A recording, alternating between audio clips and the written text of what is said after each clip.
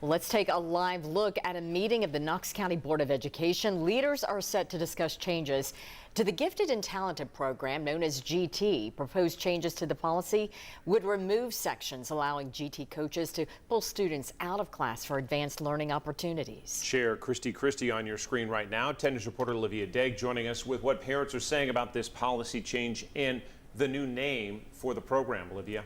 John Robin, instead of Gifted and Talented, it's now called Advanced Learners. In elementary school, students will be assigned more challenging work by their teachers rather than being pulled out of class. I spoke to two parents of second graders who have concerns, but another advocate says it could open the door for more opportunities for all students.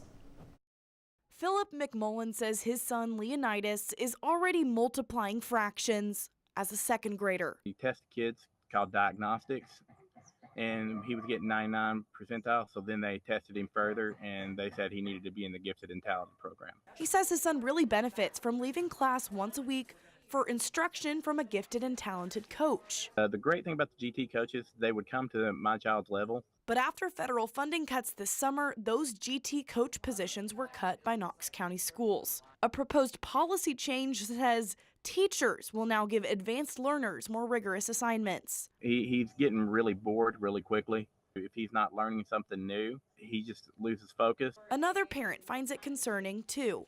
These kids need challenges, just like other kids have challenges, and they shouldn't be taking things away from children.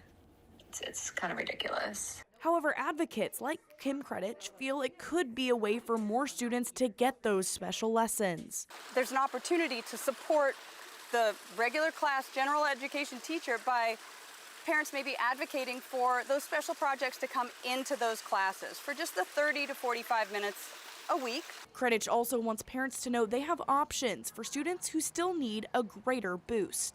They can refer that student to be evaluated for an IEP for intellectual giftedness. And that can look like maybe a student being accelerated 1 or even 2 years.